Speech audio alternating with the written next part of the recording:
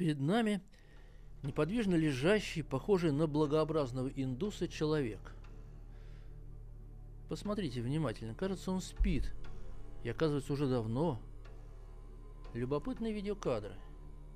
Несколько лет назад из соцсетей мы узнали, что весной 2008 года где-то, кажется, в Иране был обнаружен саркофаг с телом мужчины, совершенно нетронутого тлением. Он словно вчера заснул. Но когда на самом деле? Кто-то утверждает, что спящий современник Рюрика, а кто-то вообще дал ему отроду несколько тысяч лет. Таково начало моей новой книги. Она называется «Стук истуканов».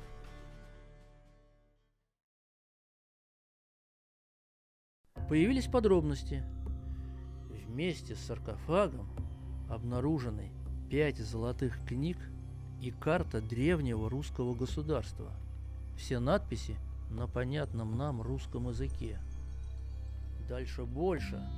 Оказалось, что древнерусский покойник с внешностью индуса не совсем покойник. Его сердце бьется. И с каждым годом тело становится все более мягким, как у живого человека. Спящий как будто хочет ожить окончательно. Конечно, для какой-то грандиозной цели. Оказалось ведь, что он величайший волхв всех времен и народов Радомир. Откуда все эти подробности? Представители неких духовных традиций уже ментально общаются с магом. И люди клюют на такие фейки. Удивительно, как в киноподелках индийского Болливуда видят документальные кадры. Впрочем, перед нами действительно серьезный феномен. Находка соответствует ожиданиям и мечтам кем-то навеянным. Итак, якобы найденный, якобы Радомир. Феномен неоязычества. Но неужели эта фикция обрастет плотью? Неужели сердце спящего забьется? Неужели некто великий, которого ждали уже давно, расправив плечи, восстанет из тесного саркофага забвения? Восстанет. И что он будет делать, если он маг? Пророчествовать и совершать великие знамения. Конечно, несуществующий Радомир не тот самый лжепророк, который будет предшествовать Антихристу. Но ожидание Радомира, неоязыческие фантазии, то самое настроение, та самая правда жизни, на фоне которых лжепророк появится. Наверное, он появится и начнет пророчествовать с экрана телевизора. И дано быть ему дать и дух образу зверину, да проглаголит икона зверина. Живая икона, телевизор, монитор. Итак, из книги «Апокалипсис» мы знаем, что он действует в мире перед появлением Антихриста и со всей властью его. Творит чудеса и ими соблазняет людей. Показывает, как сделать изображение, икону Антихриста, исполненную его духа, в результате чего икона говорит и действует так, чтобы заставить людей поклониться ей. Сделает так, что люди, не поклоняющиеся иконе, будут убиваемы. Как видите, часть этих действий лжепророка я сформулировал в настоящем времени. Догадываетесь, почему? Когда мы говорим о приметах антихристовых времен, нам нередко раздраженно отвечают: какие приметы? Антихриста ведь нет еще. Все ждут Антихриста, а его пророка как бы забывают. Меж тем этот обольститель вступает в дело еще до появления своего патрона.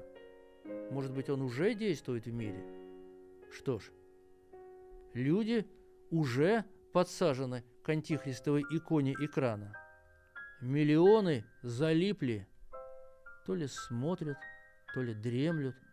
Кажется, существует закон сохранения сонной энергии в природе. Фикция Радомира просыпается, а увидевшие его на экране монитора засыпают. Им снится какая-то милая сказка. Ох, не надо верить этим снам.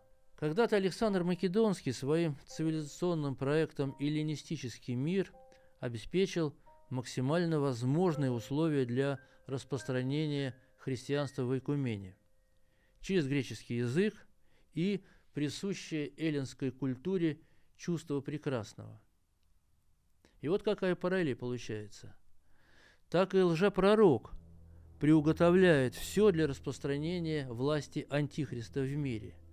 Возможно, это английский язык вкупе с культом безобразного.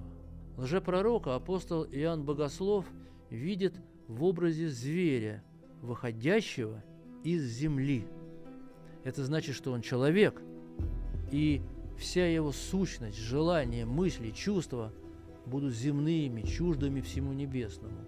Он будет потакать и уже делает это через своих агентов всем нашим страстям, всем чувственным желаниям, а мы по-язычески обожествляем предметы вожделений и, не размышляя, признаемся так: обожаю этого тиктокера, обожаю эти конфеты, обожаю футбол, обожаю.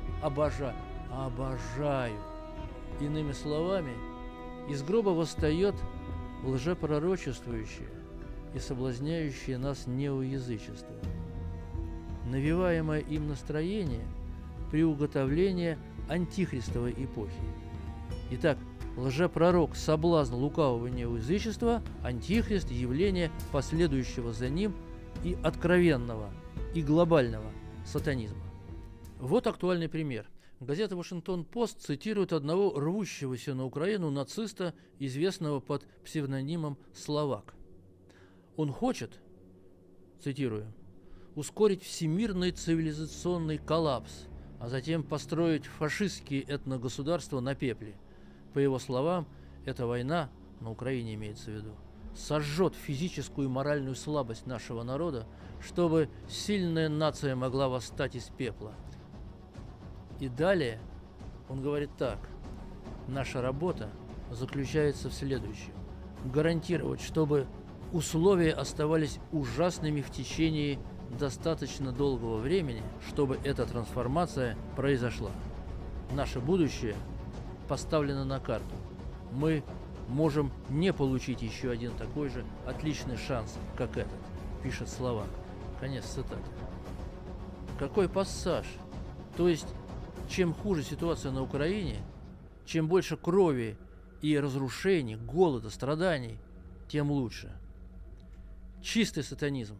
Такой вывод делает автор сайта «Царьград» Игорь Пшеничников, и я полностью согласен с ним.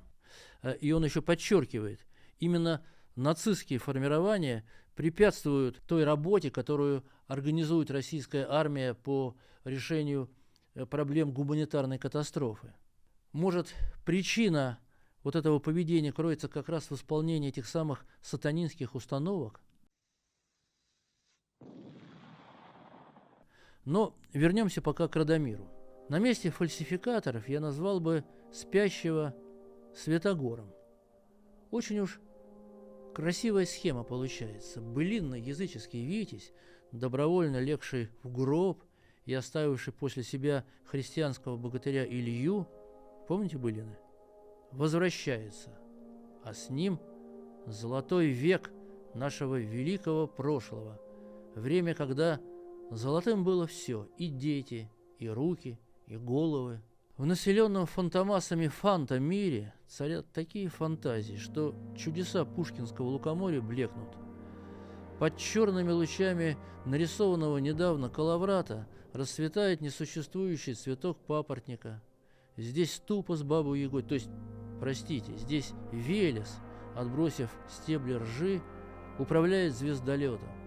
Здесь птица Сирен записала такие хиты, что просто умереть не встать. Здесь потомки русских православных христиан оборачиваются харийцами, дарийцами, святорусами, рассенами, славяно-ариями. Следы этих невиданных зверей, кажется, видели где-то в Битцевском лесу. А знаете, как зародился этот выдуманный мир? Он возник из взрыва эмоций, главным из которых была глядящая на соседей зависть. В XVIII веке, когда российские историки, литераторы почувствовали себя равноправными участниками европейского бытия, им захотелось переписать историю России по западному образцу. Согласен с этим выводом современного исследователя. Молодой империи нужна была прежде всего своя античность, легендарные правители, эпос, мифологический пантеон. У немцев языческий миф уже существовал, уже развивался в непредсказуемом пока направлении. Да, еще не зазвучало холодное величие опер Вагнера, еще не была построена рукотворная германская Вальгалла, копия Парфенона со скульптурами великих соотечественников. Еще много воды утечет в Рейне до появления эсэсовского общества наследия предков, Анненербе. Еще не вылетели из Асгарда ассы Люфтваффе, но русских романтиков германские седины уже впечатлили. И вот профессор Дербцкого университета Григорий Андреевич Глинка пишет древнюю историю славян. Сей труд выходит в 1804 году, поэтический, совсем не научный, он даст начало множеству заблуждений о русской дохристианской мифологии. Вот с какой проблемой неизбежно сталкивается демиург неоязыческой вселенной. Славянские религиозные верования не успели развиться до уровня античных, по крайней мере, промысел Божий о грядущем русском народе не оставил достоверных знаний об устойчивых мифах, иерархии богов, их деяниях, их родственных отношениях. Но историкам XVIII века казалось, что можно и важно доказать, что все это было. Они по крупицам собирали сведения, и там, где оставались белые пятна, не стеснялись додумывать. Цитата. «И не лучше ли Фидасова Венера с подделанными во вкусе сего знаменитого древнего мастера руками и ногами, нежели когда б осталась одна только ее туловище, и то, может быть, местами еще выбитое», писал в предисловии к своему мифологическому словарю Григорий Глинка. Итак, раздался стук инструментов, неизбежно сопутствующий рождению стуканов. Служители музы истории Клио стали высекать из своей фантазии отбитые руки Венеры. Что она делает ими? Кокетливо держит медное зеркальце, любуясь собою? А может быть, пафосно воздымает пергамент с русскими, этрусскими письменами? Это детали. Важен сам метод вольной реконструкции, который, кстати, оказался очень живучим. Соглашусь, именно так появилась русская кабинетная мифология, калейдоскоп никогда не существовавших или до неузнаваемости искаженных божеств, которых скроили по гомеровским фасонам.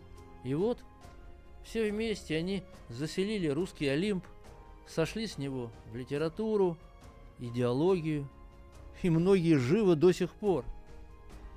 Вот история появления некоторых новодельных истуканов, нередко курьезная. Мы помним, как летописец перечисляет кумиров, установленных Владимиром на берегу Днепра. Первым он называет Перуна, древяна, а главу его Сребряну, а ус Злат. В XVI веке один из списков повести временных лет попал в руки барона Сигизмунда фон Герберштейна, дипломата, путешественника и автора записок о московитских делах. Герберштейн не сумел толком разобрать приведенный выше пассаж, и если был ус Злат, получился Услад. Потом это имя попало от немца к нашим пылким литераторам, и уже они сочинили Усладу биографию покровителя наслаждений. Еще более счастливым оказалось прибытие из небытия бога любви, Леля.